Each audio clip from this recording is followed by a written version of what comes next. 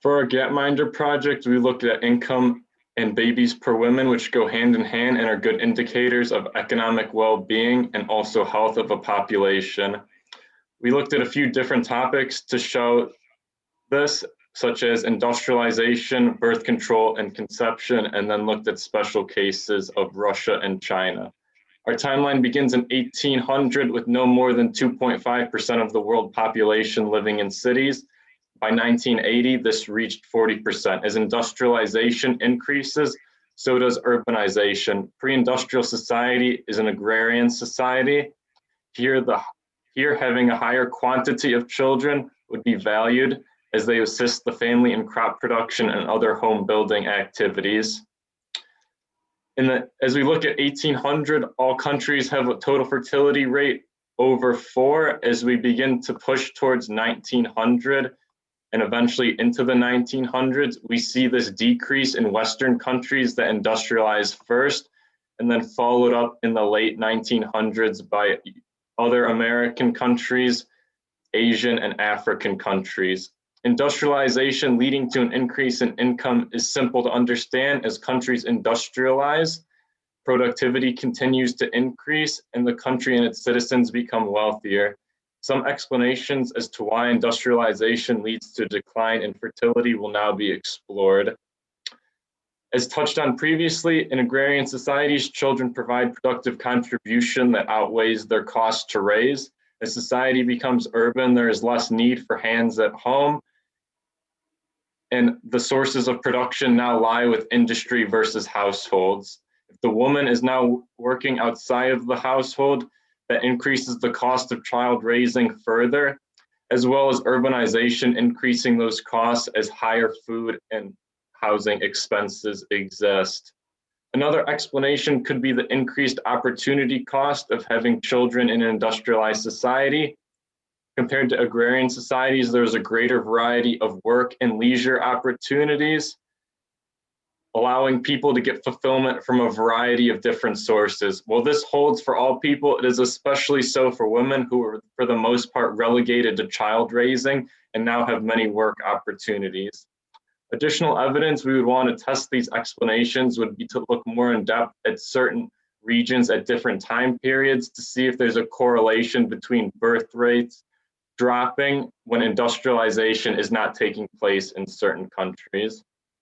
Some alternative explanations for a decrease in total fertility could be a decrease in child mortality. Looking at this alternate Gapminder, we see that beginning in the 1930s, especially for developing countries, child mortality begins to dramatically decrease, followed then by babies per woman decreasing. This could be due to industrialization leading to better access to healthcare and sanitization. Also, it would be interesting to look at the increase in social services and if that has any contribution because of taking the burden of taking care of the elderly from the family and shifting it more to the state.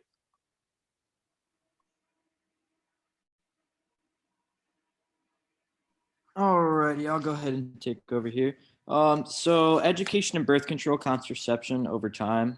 So on June 23rd, 1960, the FDA released birth control to the public, which then slowed down the rate at which women were having children. The United States was on a steady incline of babies per woman in the 1950s until the release in education surrounding birth control. Birth control immediately decreased the child rate in the United States from the average of 3.63 babies per woman in 1960 to 2.27 in the 1970s.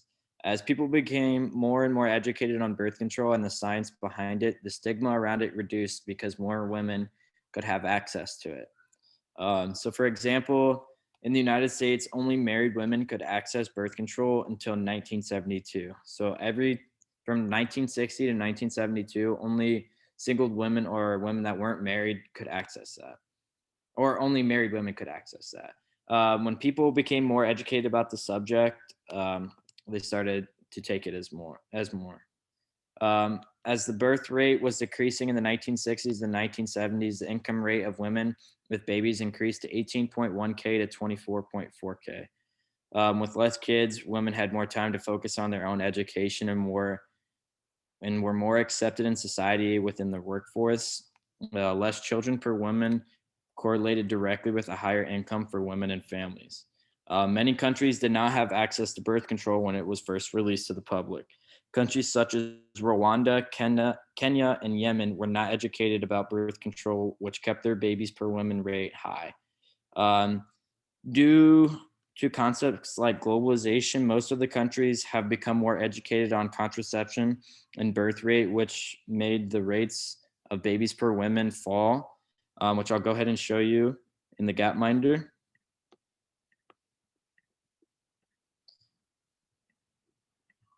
All right, so in the 1970s, here we have Rwanda, Kenya, and Yemen. So over time, as they go, the income increases and babies per woman decreases dramatically. And then in 2020, today's time, they're all almost completely equal at 3.6, 3.61, and 3.63. So this is just showing that education on contraception and contraception itself dramatically decreased the birth rate over time.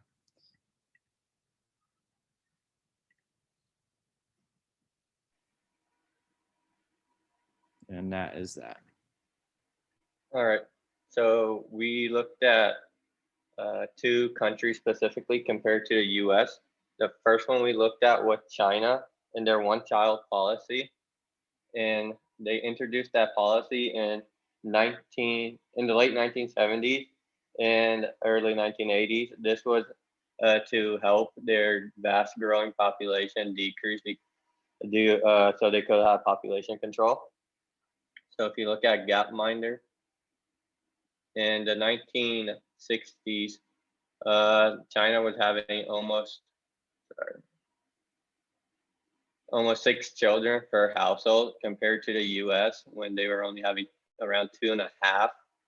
And if you go to when they introduced that policy of 1 child per household, you can see that it vastly declined to like in 1977, for example, you see it at 2.8 children per household. In the United States is at 1.78. And then if you keep on going, it keeps on declining with the policy. So even with the policy, though, it never reaches below 1 because that is due to the vast population before they were having like 6. So they can never average below 1. But it does cap there and stay steady for a while at 1.5, around 1.5 for a while. In the United States, they have a similar situation, but they don't have a policy. But that was because they moved more to urbanization other than farmhand. So they did not require that many children per household. And then another example we looked at was Russia in 1929 compared to the US. You see that Russia has almost 6.5 children per household in 1927, and the United States has almost 3 children per household. And this is because in Russia they were mainly using they were farming, and you needed more children per household. But when Joseph over in the 20s, he wanted Russia to be more industrialized, so they did not require that many children per household. So because they were more industrialized, so you see that there's a steep decline in Russian children per household. In the United States, it stays steady because it is this industrialized already at around 2 and 3.